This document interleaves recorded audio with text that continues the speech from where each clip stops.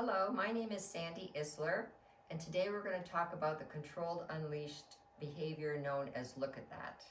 So look at that is a behavior where we are going to be asking the dog to look out into the environment on cue and then report back to us that they saw something, okay?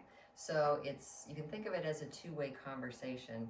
And the way that look at that can help dogs is it helps them process triggers and distractors and different things out in the environment, and teaches them what to do in those situations, which is to basically check back in. So it helps them do that instead of perhaps getting worried about things and maybe overreacting and exploding and barking and lunging and whatever the heck else they're going to do.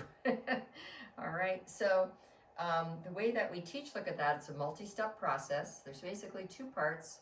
One where we teach them to look at a neutral object, and then part two where we bring in a human helper and get them to start learning to look at that human helper, okay? So we train those two things, and then eventually we move this out into the real world.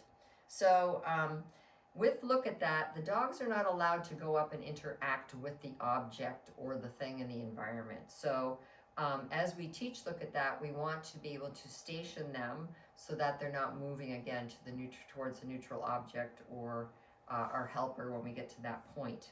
So I am demonstrating here 3 different stationing options with my girls. This is Rosie, she's 12. She is settling to a mat. That is preferred way to actually station the dog for teaching look at that. You could also put your dog up on a platform. This is Holly, she's 7 years old. She's up on a platform made up of a couple of climbs.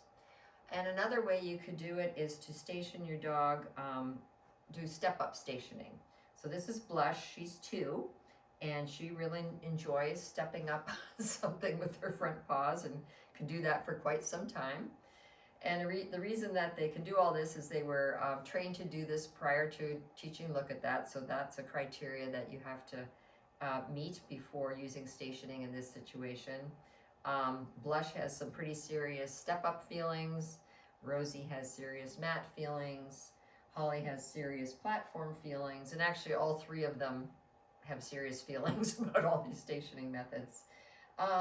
So when we begin with the neutral object, the first thing we're going to do when we teach the client is to have them just get their mechanics down for the training process. So we'll start by teaching them how to handle the neutral object, when to click, what to look for, which is the dog's indication. And then once they get comfortable with that, we will bring in the dog, station them, and they get started on the look at that training with the neutral object. So the other thing to point out is just the look at that is not looking at something with duration, okay? It's just simply a glance, kind of looking out and looking back at us. And sometimes dogs will even very quickly do that or flick an ear or something like that. But we want, again, them to acknowledge something's there and check back in with us. So that's our goal. All right, so we will get started now with starting teaching look at that with the neutral object. Where's the thing? Good.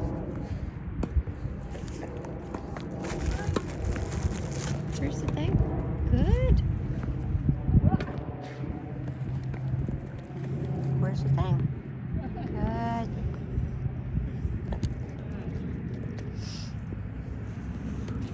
Where's the thing? Good. Nice. A lot of tennis balls. I love tennis balls.